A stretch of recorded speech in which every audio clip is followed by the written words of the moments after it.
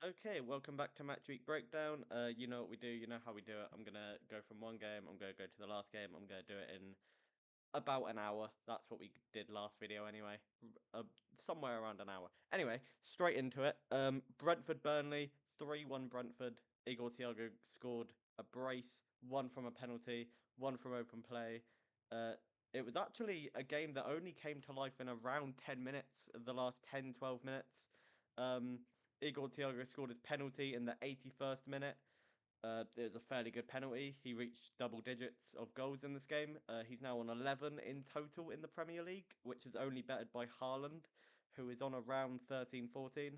And then Zion Fleming levelled it in the 85th minute with another penalty. And then Igor Thiago straight after with an open play goal. And then Dango Tara rounded it all off with a 3-1 from open play as well.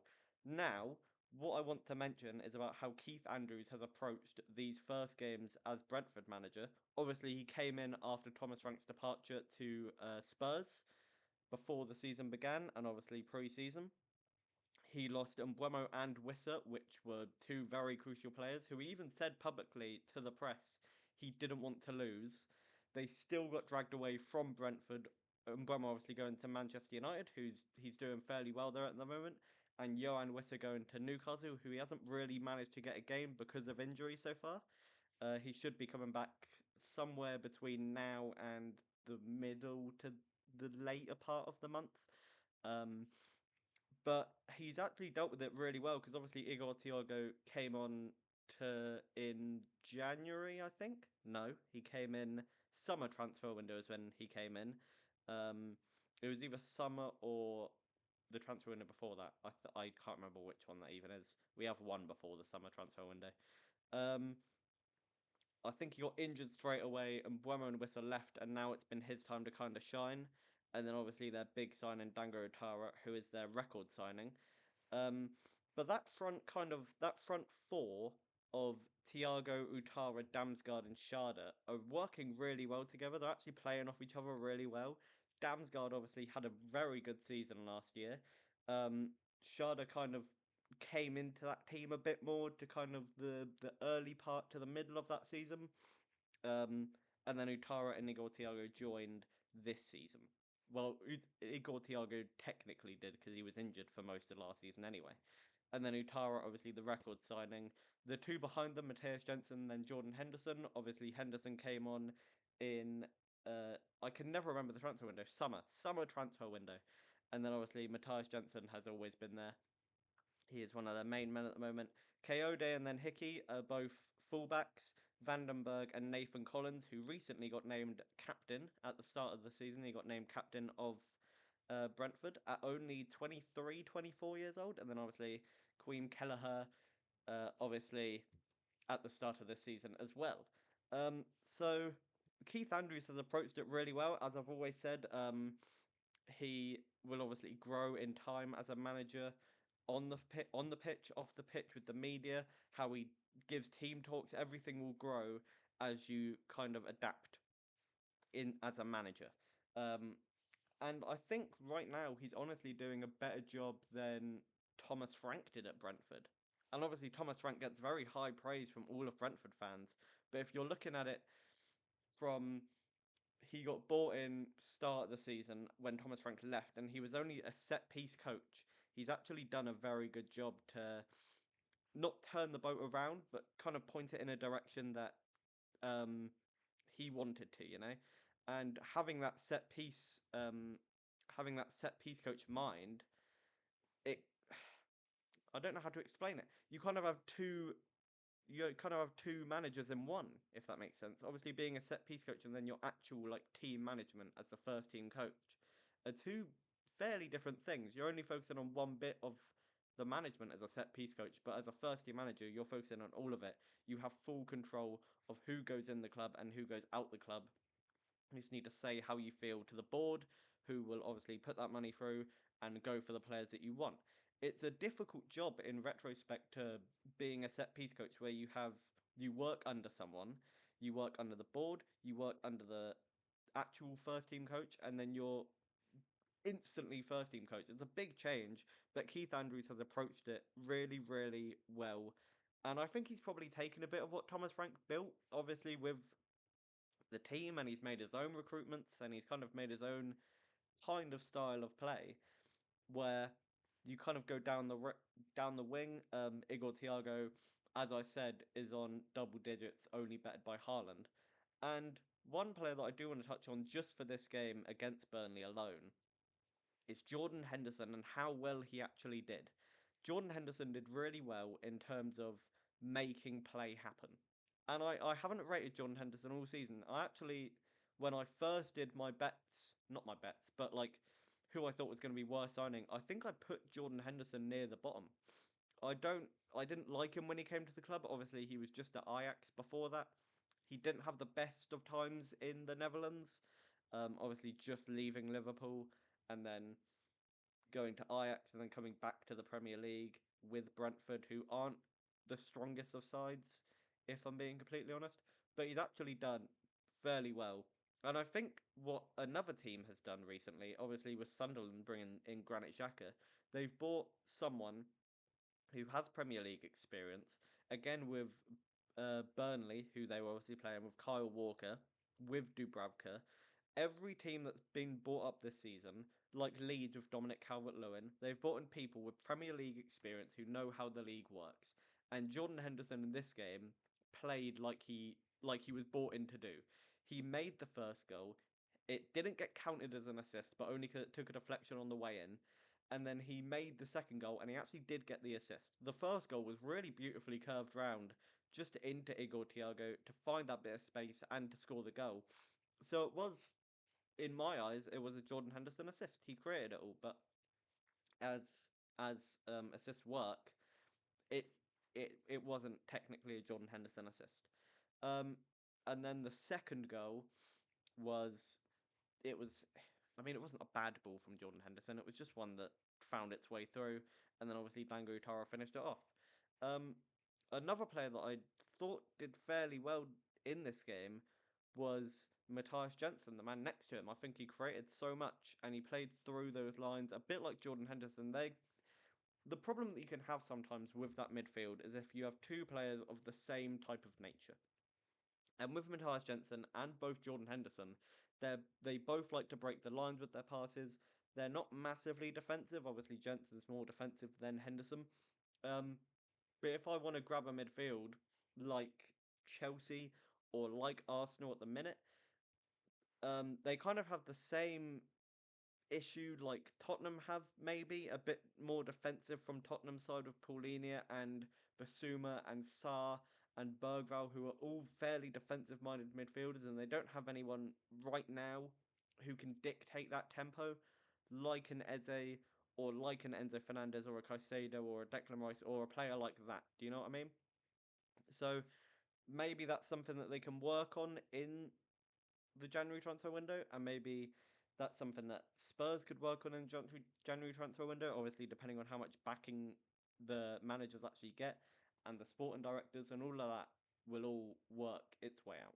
So I'm hoping to see a bit more creativity in that midfield. Obviously, you can put Keane Lewis Potter or Vitaly Janelt in that midfield. It would ruin it a little bit because obviously Janelt and Jordan Henderson are doing really well. Or Yarmoliuk, you can put him in there as well. It the issue is they don't have someone who can dictate play. And obviously I've just named off a few like Lewis Potter or Janelt or Yarmoliuk, but none of them can dictate the tempo, like I said, like an Eze or like a Caicedo or an Enzo Fernandez or someone like that. So I think that's something that they can definitely work on. Um, Reece Nelson's obviously on loan. He's not getting a lot of game time. He only got around 15 minutes in this game, which isn't ideal for a player on loan like Reece Nelson, who does work so well when he's actually getting game time. And he's always been a good player, Reece Nelson. Obviously, I'm an Arsenal fan, but like he's always been a good player. Like his goal against Bournemouth 2 seasons ago, where he had to get the ball, he had to hit that as well as anyone could, and he did. And it curved lovely. But if he was here this season, or even last season when Saka got injured, he is a perfect replacement. Now we got lucky with the Noni Madueke deal with a £50. It was 50 million. I was about to say £50, but that is a bargain for Noni Madueke, honestly. But 50 million for Noni Madueke still, it seemed like a bad deal on the surface when you didn't see Noni Madueke play him, and then Saka gets injured, and you go, all right, it is probably Noni Madueke's time. He is primarily playing on the right. He was a obviously I came into this and I didn't know loads about Noni Madueke. I thought he was a left winger only, and then you kind of see him play and you hear all the stats and you go, ah, he is actually a right winger. So he seems like the perfect replacement for Saka, and he was doing so well against teams like Liverpool, who we did get beaten by the end, but that was only because of a free kick. We should have scored 3 goals in the first half. We dominated them even at Anfield still. Um, but yeah, Madueke has done well regarding his price tag. Um, and Reece Nelson, I feel like if we kept him on, could have been that Noni Madueke, but we could have signed him for literally nothing because we don't need to. Because again, he is a Hale End boy, and it seems like we always produce players like that. Obviously, you got Miles Lewis Skelly, you got Ethan Owaneri, Chido Obi Martin, who's now obviously at Man United. You got Reece Nelson, you got uh Norton Cuffy, who's now at Millwall, I believe. There's players, and obviously Max Dowman, who is still at the club. Vicario Saka, Emil Smith Rowe. I could name more players than that. Eddie Nketiah. Like, there's so many players who have come from Hale End and are still in nearly the top level of football. Obviously, Norton Cuffy's playing in the Championship. Charlie Patino, that's a name that doesn't get remembered a lot for the stuff that he did. Obviously, he was at Swansea for a bit. I have no idea where Charlie Patino is now, actually. I think he might be at, like, Hull or something like that. Right, next game, I just went on a bit of a ramble there. I just started talking about Hale End for no reason. It's not even Arsenal's game yet.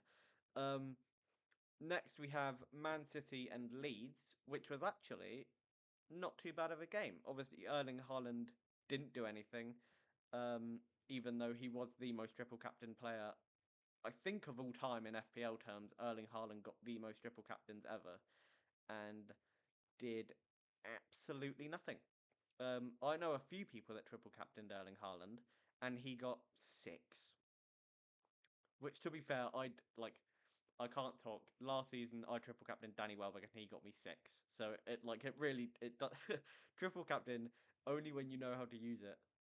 Is a very good thing to use. I think I used it this season. I can't remember who I even used it on. I used it on someone who got like 21. Oh, I used it on João Pedro. I used my triple captain on João Pedro, and he got me like 21. Um, I should have really used it on Eze against Spurs, but we all know how that one went. Um, Anyway, Phil Foden scored in 1 minute. Uh, he is probably getting back to his best now. He's picking up form in both Champions League and Premier League. Um, and it's actually quite nice to see as well, to be fair. Because Phil Foden last season, I really rated him. And I thought he was doing really well. And then he kind of dropped off a dropped off a bit at the start of the season. He wasn't really getting any game time. Jeremy Doku was playing over him. I think Bernardo Silva was there for a bit as well. But Phil Foden, he got criticised when he was coming on the pitch as well because he wasn't performing. And I think a lot of Man City fans will tell you that he wasn't performing as well. Um, Obviously, with this game, Mateus Nunes comes in, he puts a lovely ball inside, and Phil Foden just guides it off the crossbar, off the bottom of the crossbar, and it goes in. It's actually a really well worked goal. In the grand scheme of things, it is a very nicely worked goal. Um, and then obviously, Josko Vardio doubles the lead for Man City. It was a really scrappy goal. It comes in from a corner, and then Lucas Perry can't really get a strong hand to it, and it bobbles around a bit, and then Gvardio's just there. Um, and Man City going in at half time were 2-0 up, and it really seemed like they were going to whitewash Leeds at this point, like 4-5-0. It was a really one sided affair up until half time. And then Dominic Calvert Lewin comes into the game. I mean, he was always playing anyway, but you get what I mean. Um, and 49 minutes in, scores. and that changes the whole complexion of the game at that point, because now the momentum's with Leeds, and they can go on and they can kind of put the pressure on Man City. And then they get a penalty, which is, I mean, it is a penalty, 100%. And Lucas Demetra actually misses the penalty. Donnarumma saves the penalty, and then Lucas Demetra comes back in just to tap it in. And I saw someone say that rebounds from penalties shouldn't be allowed in football, and it is the worst thing that I've ever heard in my entire life, because the ball's there anyway. Like, what do you want them to do? Like, they miss the penalty, and then they go, actually, I'm just gonna leave that. I'm not gonna tap it in for a goal to get my team back into the game. I'm just gonna leave it. You know, I missed the penalty. That's on me, guys. So I'm not gonna rebound it and get another goal for my team. Um, but obviously that rule's never gonna get introduced because it would be absolutely stupid. And then Phil Foden, 91st minute, shows some really nice dribbling actually, and then taps it in. It's actually not taps it in. That sounds like the Eze goal for England when they were all overhyping Phil Foden. A really easy tap in for Eze. No, it's actually a really nice goal. He kind of hits it just on the edge of the D, goes bottom corner, and yeah, Phil Foden is currently annoyingly getting back to his best for Manchester City. All right, next game, Sunderland versus Bournemouth, where Sunderland actually come back from 2-0 down to win 3-2. Um, Adley scores in 7 minutes. There should have been a goal about 3 minutes in from Evan Nilsson and from Semenyo, to be fair. There should have been a goal in this for Semenyo, actually, but it didn't. I think it was VAR, to be fair. VAR rules out everything because they're all knobs. Um, but yeah, Adley scores. It's actually quite a nice goal. It kind of it gets whipped in, and he's just there to volley it home. It's not a nice volley. It's one of the side foots that just kind of you just have to guide it home. It was a bit like Phil Foden's, where it comes off the bottom of the crossbar and kind of goes in. It's one of those goals again. Um, Tyler Adams actually scores from the centre circle, which I didn't see coming. It's actually kind of not from the centre circle. He actually hits it just past the centre circle. But just to get more clicks, Premier League said the centre circle, which is clickbait, and they should never be allowed to do football ever again. Um, but yeah, it was really not like I don't know how Robin Roofs let that much space. It's kind of like David Raya all over again against Spurs, um, where he just gets lobbed from stupid a stupid place. Like Tyler Adams is 40-45 yards out there. So you should never be scored. And that was only in 15 minutes.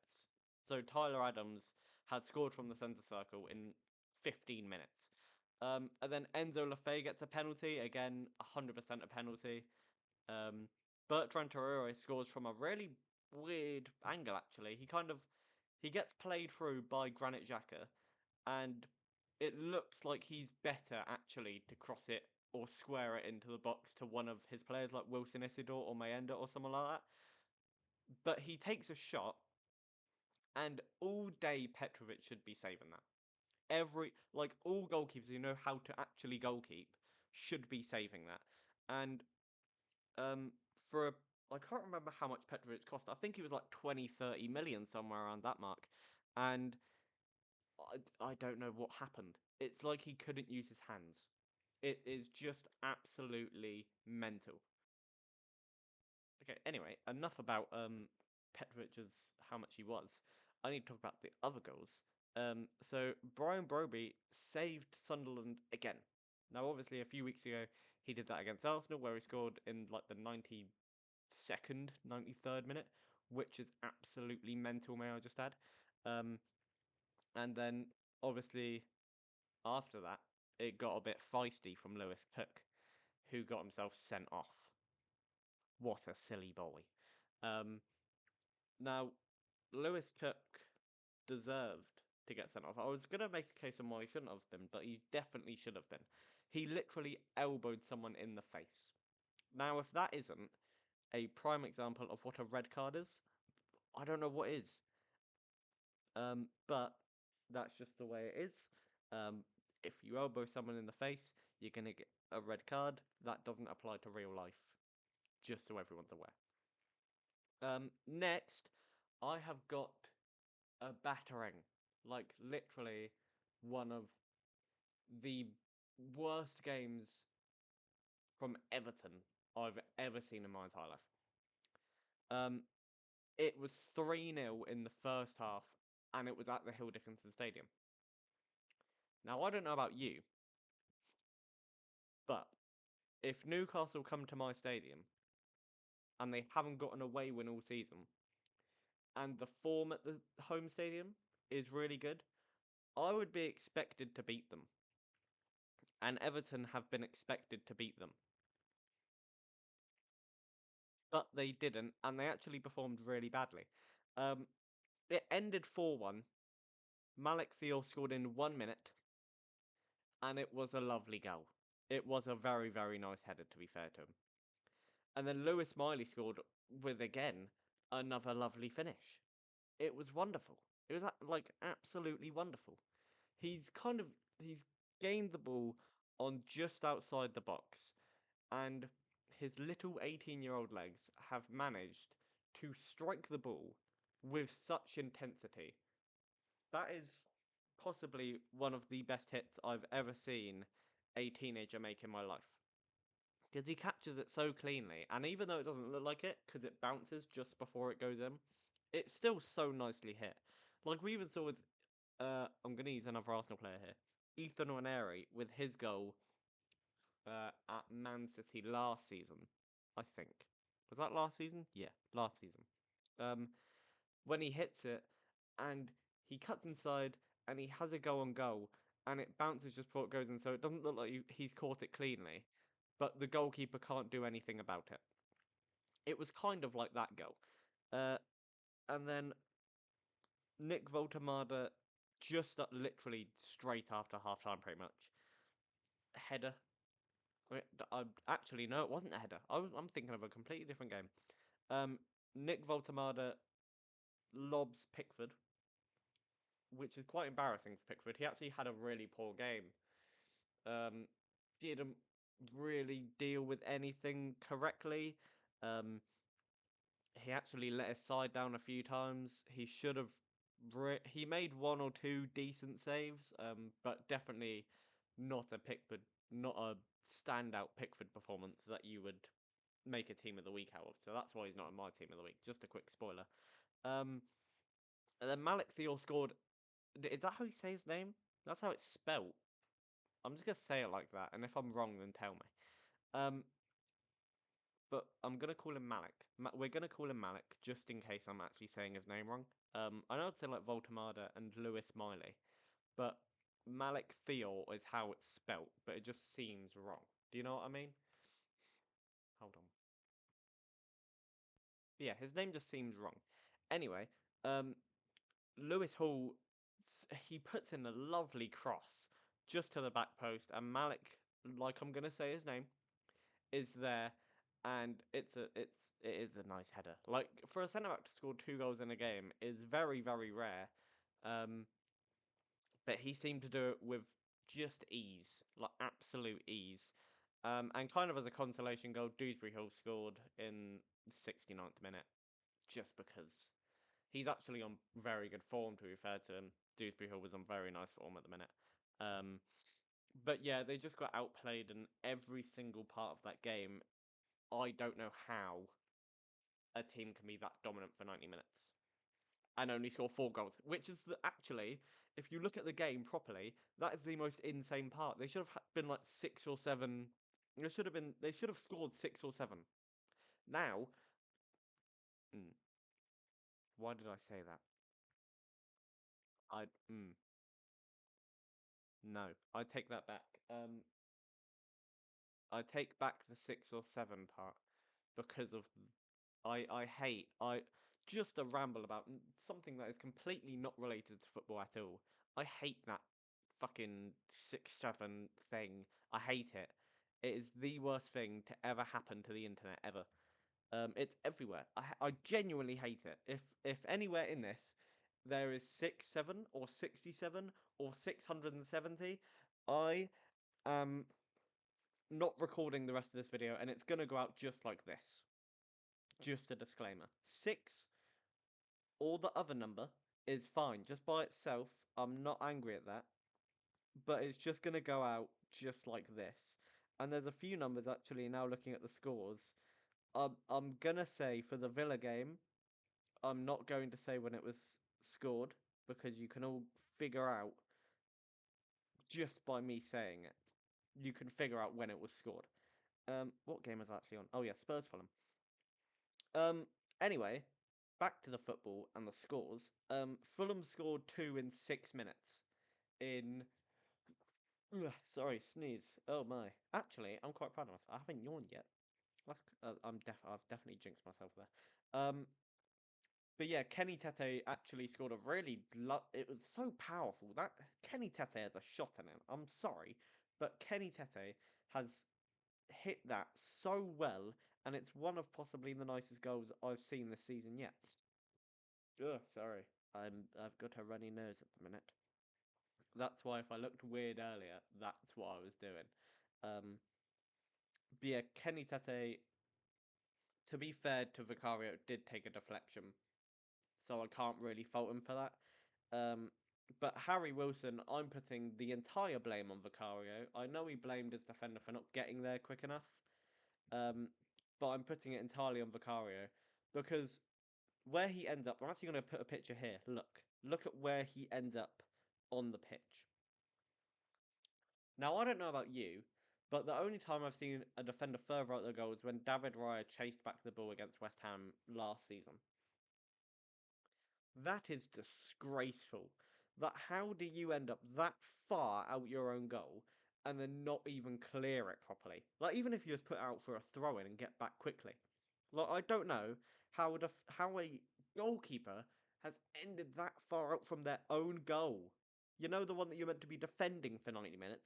That one. They've ended out further away than like some of their defenders. I don't know. It's genuinely. And then Harry Wilson has a fairly simple finish. Like he still has to do quite a lot. He still has to curl it towards goal. It's not like he can just like twat it towards the goal and it's going to go in. He does have to curve it a bit. Curve it. Amazing words. Yeah, he does have to curve it. I can't say curve. I'm saying curver. It's like when who was trying to say the Louvre? Um, Oh, Haaland, the Louvre. It's like the curver. Yeah, good. Yeah, he does have to put some curve on it still. There we go, said it correctly.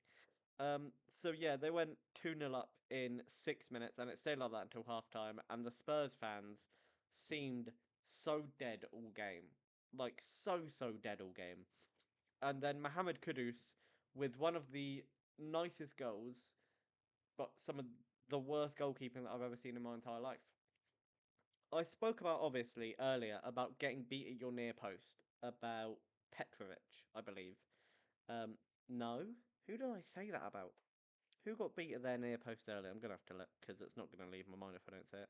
Oh yeah, yeah, it was Petrovic. Yeah, and I spoke about it being a mistake, and it is a mistake because Kudus has striked it so nicely, but it's at bloody Leno's near post, which again, I'm gonna say it. You shouldn't be getting beat at your near post as a goalkeeper.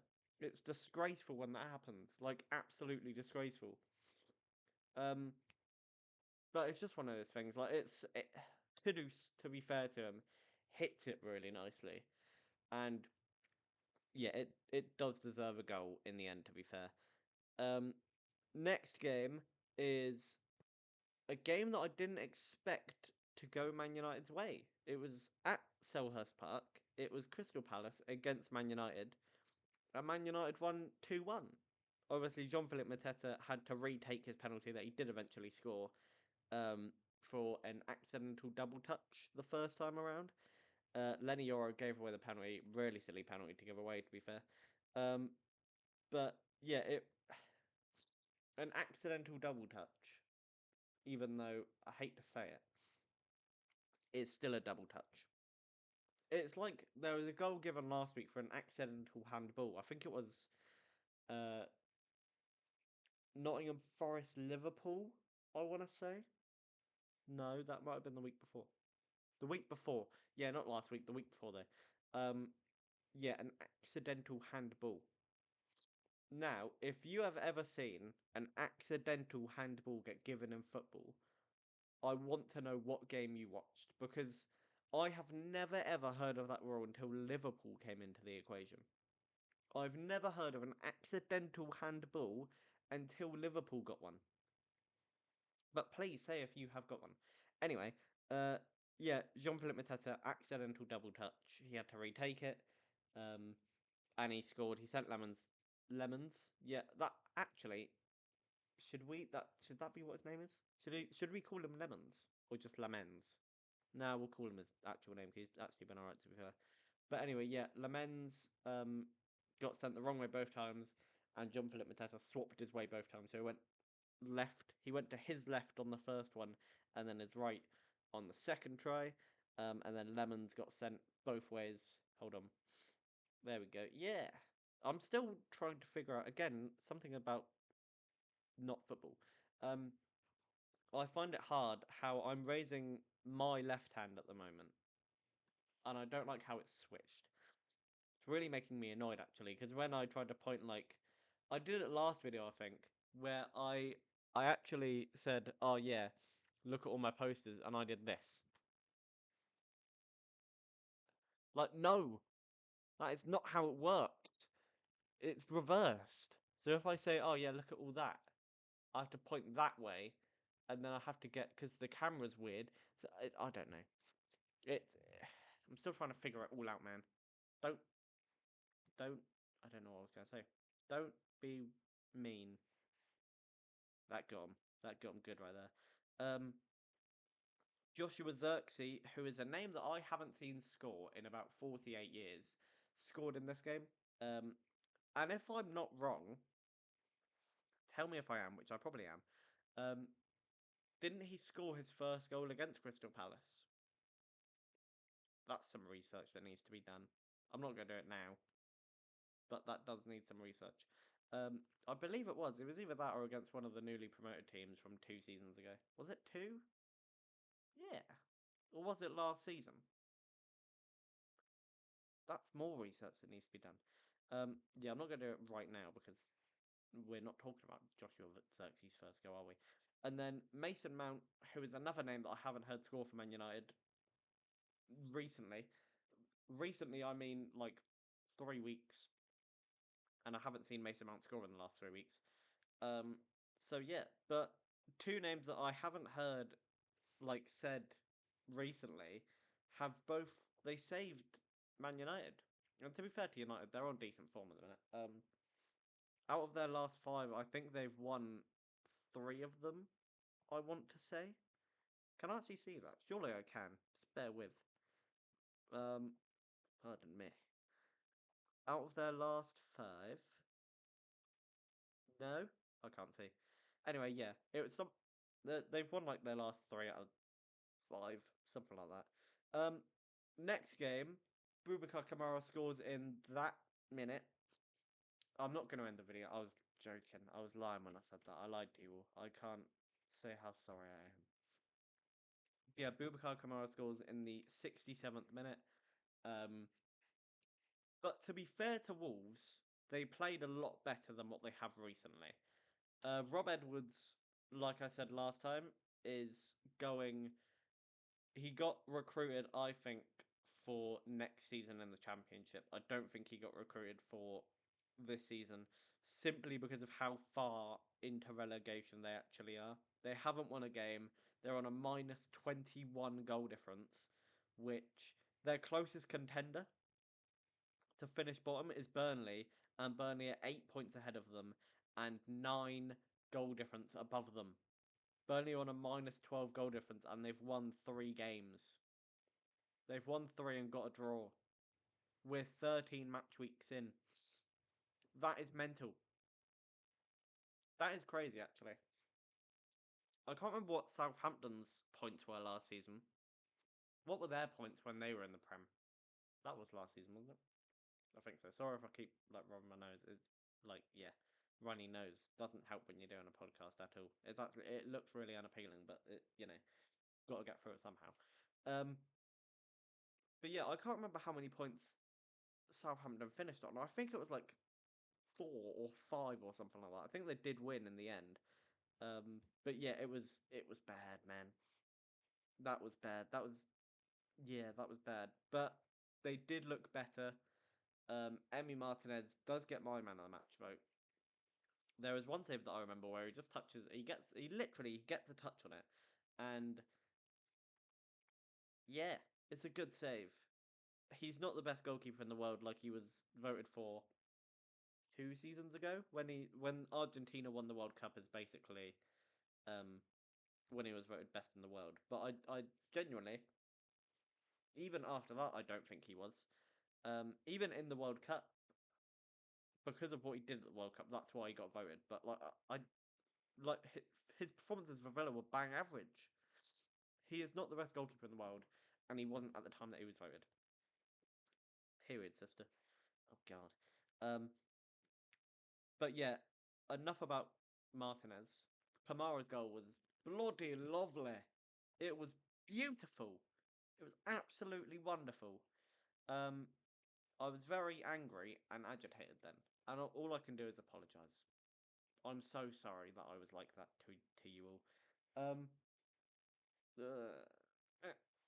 Um, next game is Brighton Nottingham Forest at the City Ground, Nottingham Forest ground. Their stomping ground. It hasn't been this season actually. It's been more of a pit that's been set on fire. Um, yeah, it wasn't very nice. But it was De Kuipia and Zimas. I want to say that's how you say his name. Zimas? Zimas? Yuma. Zimas. De Kuipia. I don't know. What? That's how you say their name. I didn't actually see their goals. I'm just gonna say they were good and move on. Yeah, they scored some good goals. Bye. Next game, I've got Liverpool West Ham. 2-0 to Liverpool. Alexander Isak scored his first Premier League goal of the season, finally. Um, and Cody Gakpo doubled it in the 92nd minute. I just want to say one thing about one man who hasn't been performing well at all recently. Florian Wirtz actually had a very good game. He looked everything kind of good came through Florian Wirtz, and maybe that's him growing into the league. Um, which I am happy and I'm unhappy about because when Florian Wirtz is good, he's good. Like he's very good.